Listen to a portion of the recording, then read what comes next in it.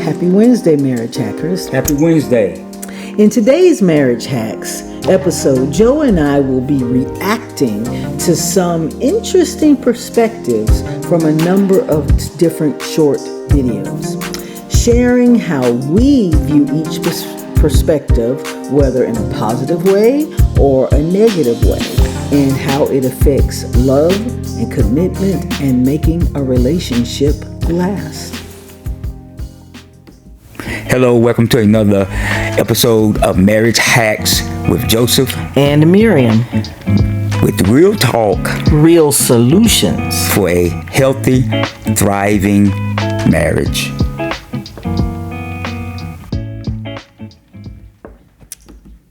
All right, and as we always do, we always start with our scriptures.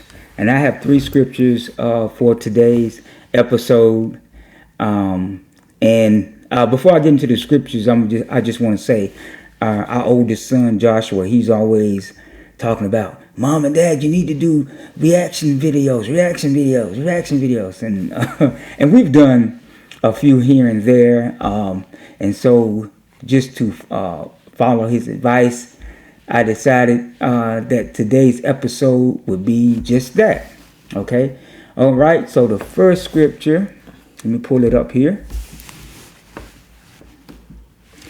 It says, "Let your conversation be always full of grace, seasoned with salt."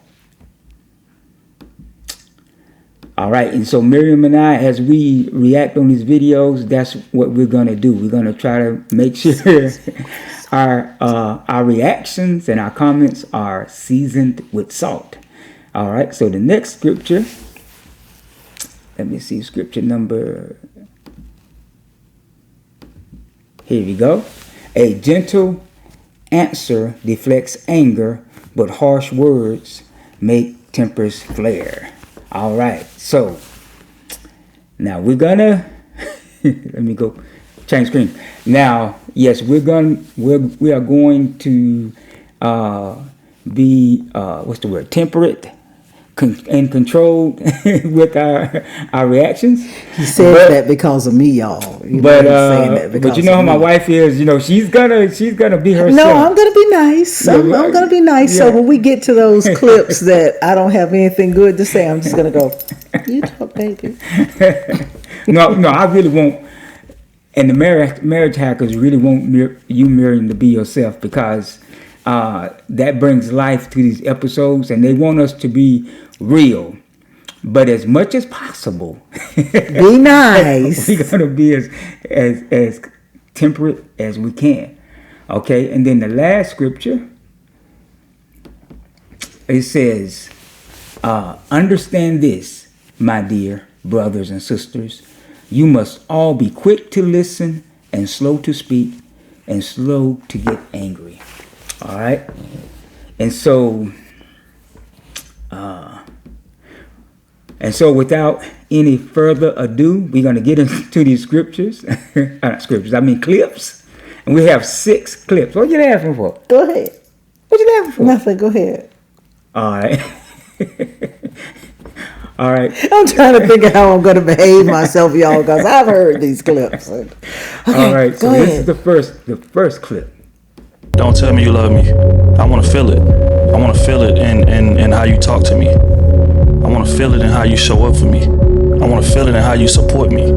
I want to feel it in how you take my side sometimes and prioritize me and put me first. I want to feel it in how you honor me when you're moving around.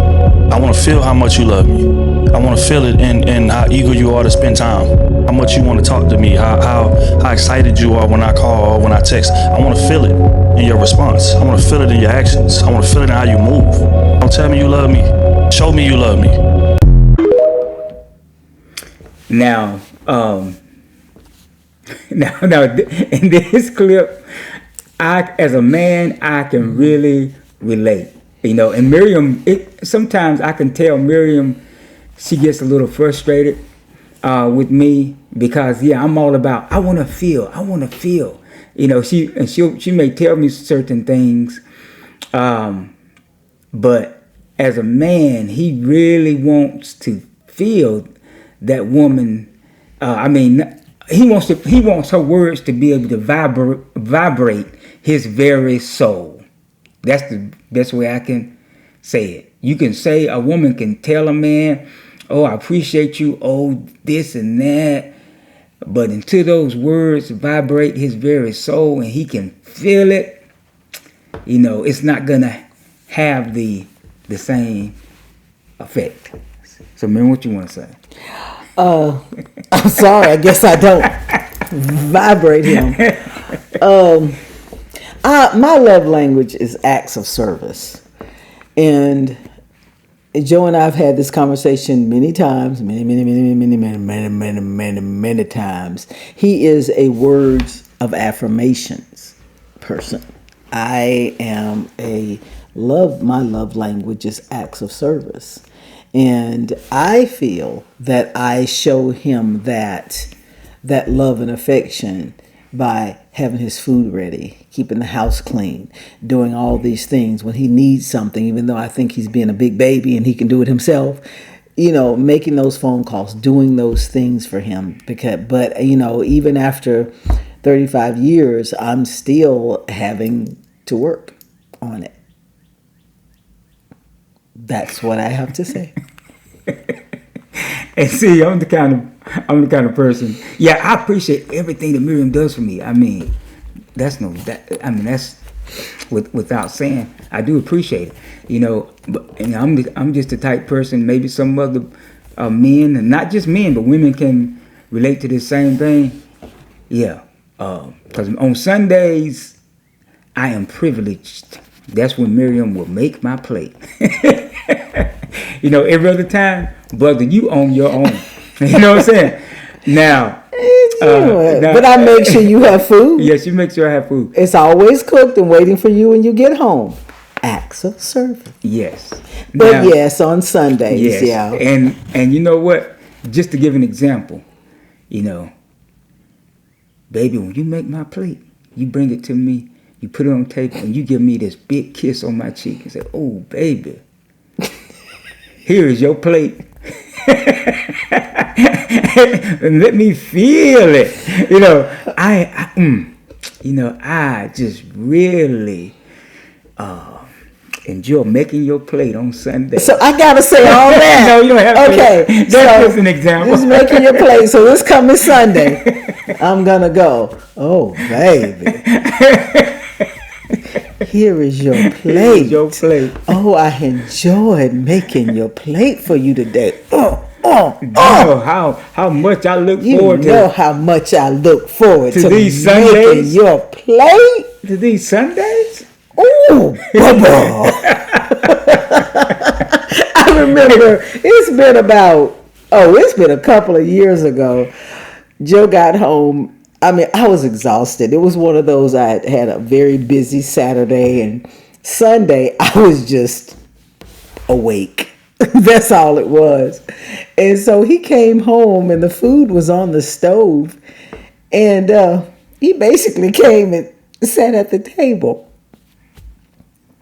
I was like, "Joe's home." I came down here and I went, "Baby, why aren't you eating?" He was like, "You didn't make my plate." And I'm standing there going, "Okay, baby, I'll make your plate." But don't allow your man to get used to things, and then all of a sudden. One time, Joe. One time I didn't make. Excuse me. One time, baby, I didn't make your plate. That's right. Season with salt, baby. Season it with salt. Seasoning. All right, so let's go to the next clip before I get myself in more trouble. Yeah, dude. Go ahead. Let them do what they want to do so you can actually see what they would rather do. Release control, release attachments. Another person's action is out of your control. Another person's feelings and decisions are also out of your control. Years are wasted worrying and stressing, but that same worrying never changes the outcome. A person will do what they want to do regardless. The only thing that will keep someone around is if they want to be around. So let them. release control. If you're looking for a book to help you heal dysfunctional relationship patterns. Now, I can really relate to that statement. I've told y'all we have talked about how Joe and I in our early marriage, because of family interference on his side, most of our problems came because of that family interference. And it was in 1999. It was about a month after, it was the month that my mother died. That my mother died. And we were sitting outside the church we were going to at the time. And I went on and sent the three kids, Hannah, Joshua, and Rachel, on into the church ahead of us. Stephen was a baby. He was still in the car seat, in the carrier. And I looked at Joe and I said, I have decided to trust you. And that messed him up. He was like, what do you mean you decided to trust me? We've been married 10 years. You don't trust me? And that's when I was saying, I told him, I said, all these years I have been waiting for that person to say the particular thing that's going to make you leave us, because that person had that much control. But over that week, God had just been saying, you just got to trust him. You just got to trust him. And at the time, he said he didn't understand where I was coming from, but I really do think he understood. He just didn't want to admit it. Now, in that giving him the trust and saying, I'm just going to step out. I'm just going to trust you. To say that trust came overnight would be a lie. I mean, it literally took years to gain that trust. And then when I told you all about in 2020, when Joe and I went off for one of our weekends, he said to me, we were driving, and he said to me, I'm sorry, blah, blah, blah, the things I've done, the situations I've put you in. And, that came after 30 years of marriage. That was a long haul. But that day, after 10 years of marriage in November of 1999, it's like I said, it had been on me. You can't control what other people do. You can't control how he reacts to those other people. And I said, okay, God, I'm going to trust. And because it's true, you really cannot control what other people say, what other people think, no matter how hard, and no matter how hard I worked and took care of the family and did this, that person always had his ear. And as you all can tell, I'm stubborn. And so for me, walking away was not an option. I dug my heels in. And it was sometime after that 10-year mark that I literally put all my weapons down. Joe can tell you, I just put all my weapons down. Whenever that person would come up with something, or one of his family members would come up with something, and he would come home and he would treat me with an attitude or whatever, I would just do this.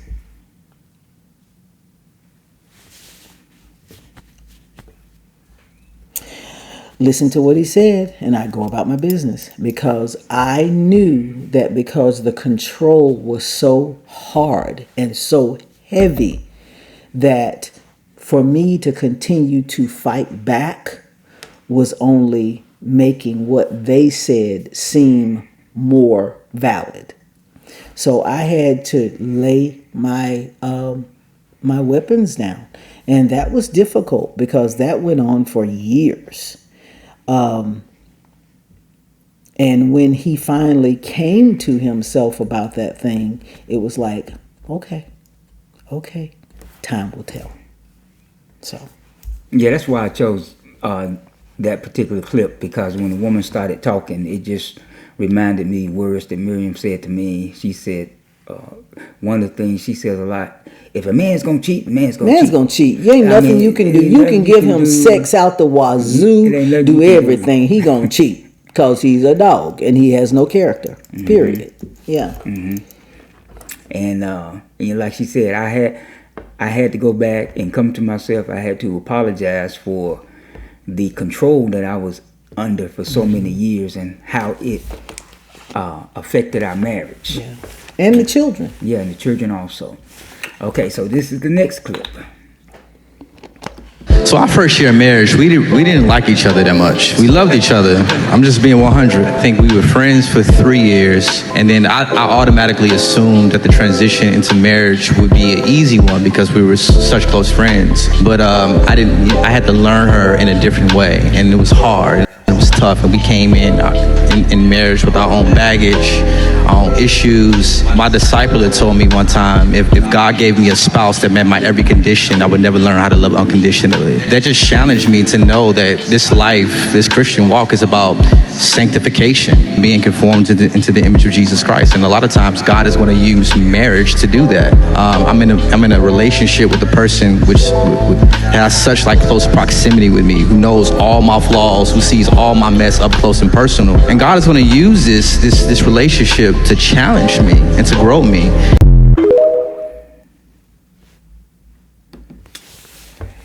Yeah, this clip really made me think a lot. I like that comment that he said that one of his mentors said that if you marry someone that met all your conditions, you wouldn't learn how to love unconditionally. Right. And that is something that you have to learn in a marriage relationship. Because like he said, just like one of our episodes that we covered, bringing baggage. He said, you both bring all your baggage, bringing all your baggage into this relationship. And he said at the beginning, he said that that even though he thought it was going to be an easy transition because they were such good friends, he said, but once they got married, they had to relearn each other, because marriage, that's a totally different relationship. I mean, because you're in a covenant with this person now. Yeah. This is not just a friendship. This is a covenant now. What you want to say, Mary? I know it really got to me, like what he said about if you marry someone and there's nothing to fight for. So I guess in my own way of handling things during that period of time, maybe that was my fighting for it, by putting my weapons down.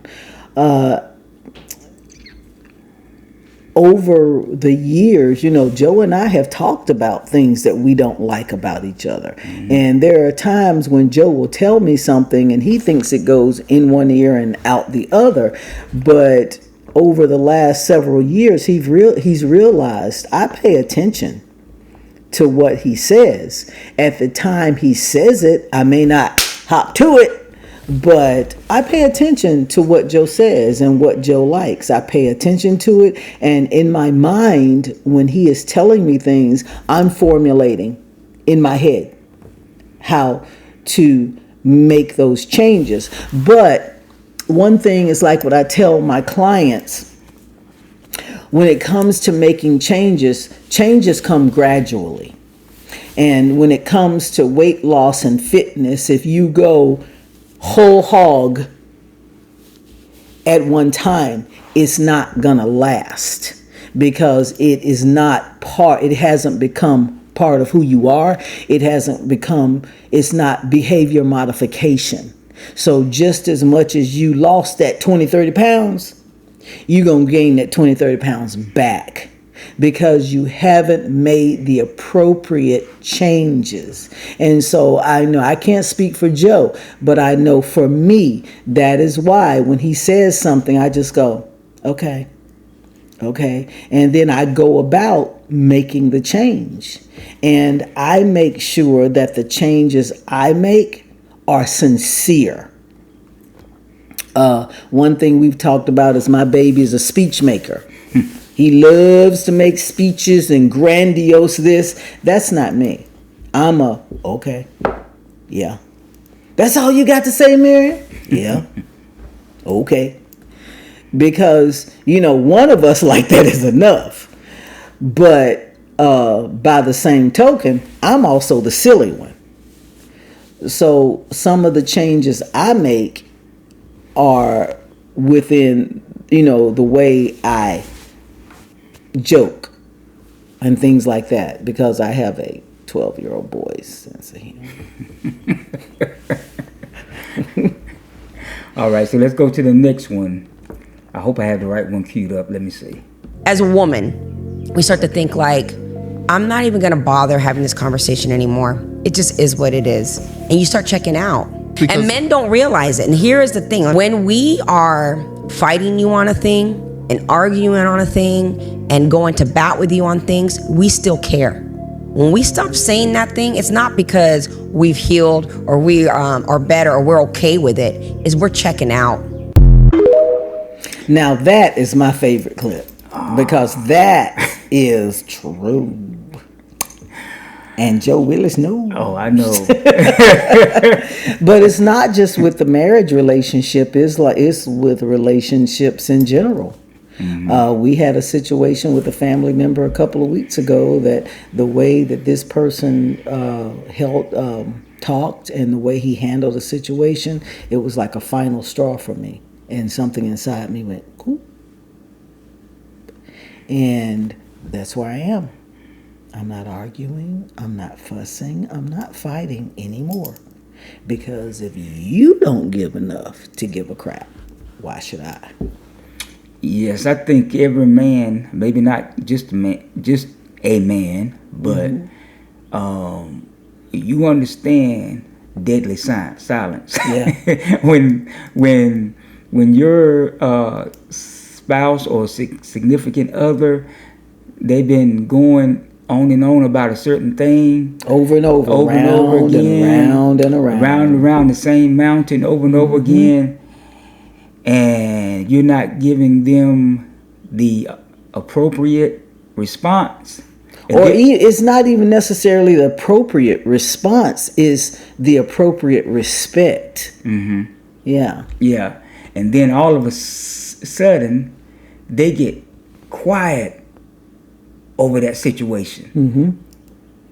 Just know that it's not over. I mean, it's not over. Not by a long shot. And that's something that's gonna have to be taken care of or dealt with. Yeah. Mm-hmm. But yeah, she is right on that. Women, we check out. We check out. We get to that point where, like I was saying, when I got to that point where I just was like, I had not checked out because I was still responding, going, But when you get to the point where I just kind of look at you. Yeah. You could be talking, the wind could be blowing, and I'm sitting there thinking, Yankee Doodle went to London to ride the pony. I just don't care. Yeah. Mm-mm. Okay, let's go to the next one. I think that's the last one. No, we have two more. Oh, okay. What is it about my husband that I don't respect, that I don't value, right? Let me ask you a question, though. Is it always about the husband? I'm getting there. Okay. so because it could be that he has moved in a certain way that you haven't acknowledged and that you haven't confronted. And so, for example, it could be that the husband, you feel like he's lazy. And because he's lazy, you haven't confronted the laziness. Yeah. And so it's coming out all the time in like you being mad about the dishes or you being mad about him coming home late but you're really not mad at that. You're mad at his lack of diligence. Yeah. And so I think sometimes you have to ask yourself really hard questions about what is it that I don't appreciate, I don't respect. Let me deal with that. Let me take that before the Lord. Let me ask God to be a balm, to be a healer. And then let me have an honest conversation with my husband and say, hey, these behaviors are affecting my respect. And I want to respect you. I want to value you, but that is making it hard for me, right? Yeah. And then y'all could talk and figure it out.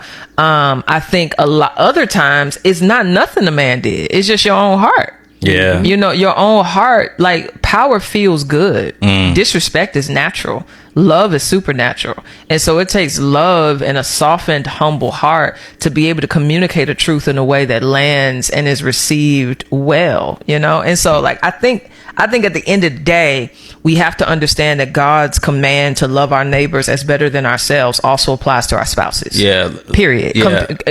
Including our communication. Facts. it was so much wisdom in that In that short clip. in There that short was. clip that it's just hard to pinpoint one thing. But I like the way that she said that she would first, if there was something about her spouse that irritated her, first she would go to God in prayer about how to approach it, and then she would go to him and talk about it, because she wanted to make sure that the conversation landed correctly. Because you can have conversations that don't land well. Well, I mean, it's like a crash landing. It's like, oh yeah, you need to talk about this, but the way you went about it, your tone was not. It wasn't. It wasn't seasoned with salt. like when you went and you had that conversation. Yeah. What you want to say, Miriam? No, I agree. I agree with what she said, and I like what she said about sometimes it's not the person, sometimes it could very well be you yourself that's got the issue. Yeah, I agree with that. Okay, now this is the last clip, and I really enjoyed listening to this last one, and I think it'll be a good clip to close on. So it's the last one. Close on. Oh, okay. We're short today. Appreciated it. Him. So I started to kind of develop this affection for him, and I just didn't know what to do with it. I felt like it might have been an enemy, like trying to distract me or something. And so I was being a disciple. I was living in LA at the time. I was being a disciple, and I told my discipler, I was like, I feel like I like Preston Perry, and I don't know what to do with that. And I was probably 20 at this time, and she was like, pray about it, which felt really unhelpful because I wanted I wanted bullet points for sure. And I prayed about it for a year. Wow. And I was in Chicago because that's where he's from, and it was getting to the point where like my affections were coming out, and I'm a person, it's hard to read me sometimes, which it keeps me safe, which isn't actually good, but it's hard to read me. And so, but I felt like my vulnerabilities and all these things. So I prayed. I said, Lord, I don't know what you want from me and Preston. I was like, I don't know if you want us to be married. I don't know if you want us to be together. I was like, but if it is your will, exact words, if it's your will for us to be married, put it on his heart to pursue me. Wow. I said, if it's in your will for us to be friends, give me the self-control to treat him like a brother and not like a crush. Wow. Meanwhile, I didn't know Preston had been fasting for God to reveal his wife to him. So while I'm praying this, the Lord was bringing my self to his mind as his wife. So a week later he was like, hey, I need to talk to you. Oh, Jesus. And I was like, why? He's so cute. I just prayed, like, you know what I'm saying? And so he called me and he was like, I've been praying, fasting, and I don't even know if you like me. He was like, but I feel like the Lord is putting on my heart for me to pursue you. And he was like, and I'm not saying you're my wife, I'm just saying I want us to move in a direction and seeing what's up. My God. I would have stopped. Through why? So Miriam, I'm gonna let you go first on this. The thing that I like that immediately stood out that she said was when somebody said, pray about it. There are times I want to pray about it. I don't know if I'm going to hear God correctly. That pray about it, that's almost like saying, it's going to be okay. How you know? It's gonna be okay. But I like what she said, because the biblical analogy that I think of is when Abraham was taking Isaac to sacrifice him, and Isaac was willingly going up the mountain, and knowing that Abraham knowing Isaac asking, where's the sacrifice? And Abraham knowing that Isaac was a sacrifice. But at the same time they were climbing the mountain, on the other side, God had the ram in the bush coming up the mountain at the same time. And then the ram got caught in the thicket. To me, what she said was beautiful in that God had them both coming to the same place. Yeah. When Hannah and David, whom y'all met last week, when Hannah first got involved with David and they really felt that, their courtship was short and that they were going to be together, the thing that I love that she said was, I'm treating him with an open hand. Meaning, I love him. I feel like he's the one. But if God says, end this, I can end it. It will hurt, but I can end it. And then week before last, someone else I know was going through kind of that same thing and said something to the effect of, I'm holding him with an open hand. And she said, there's this person I like, and I'm just going to trust God and say, God, is he the person? Because they were supposed to meet for the first time in person instead of online or talking on the phone. And my reaction to this person was, well, are you going to listen to what God is saying? And she said, yes, I'm going to listen. And she listened, and God gave her all the signals of no, not this person. And I was so proud of her for listening. So to me, that was almost like the opposite of Abraham and the ram. They were heading up toward the mountain, but God said, nope. And the ram did not land in the thicket. The ram went right back. Ram went right back down the mountain from whence he came. And Abraham was just there waiting for God. Mm-hmm. And then again, it could have been, they may not have been going in the same direction. Mm-hmm. Like one's going up and one is actually coming down. Yeah. And they cross at a certain point when one is going down and one is going up, and they kind of meet at that inflection point where one is trying to go higher, but one, that's not the direction they're trying to go in. They're not trying to that's good. Go I like that. higher, but it's like, oh yeah, I've been up there, but I can't stand the pressure of being that high, so now I'm coming down. Or one person is spiritually more mature than the other person. I know for Joe and me, talking about the spiritual maturity, there have been times when Joe has been here and I have been there, or vice versa. I remember in our early marriage when we were living in our first house, I don't know if I've told y'all about this before, but I got Joe a Nintendo for Christmas, because it was, I think, that was Christmas of 90, because we knew that eventually in the coming years we were going to start having kids. So that particular Christmas we spoiled each other, and I got him a Nintendo. And one of the games that he bought for that Nintendo, I can't remember the name of it. Punch Out? No, because it was something that was just very spiritually heavy. And every time Joe played that game in the house, it just irked me. And I didn't know why. And I would try to explain. I think it was a game that said something about release the power. Yeah, release the power. Yeah, and I can't remember what game that was. Yeah, and Joe loved that game. Miriam, it's just a game. It's nothing. It's just a game. It's just a game. It's just a game. And I don't know if it was he or I, to be honest with you, looked at the cartridge, because there were cartridges then. We're talking 35 years ago. And it did say release the power. And was it at that point that you were like, oh, okay? But I was like, just get it out of the house, because I've always been very spiritually sensitive, especially to supernatural stuff, always been.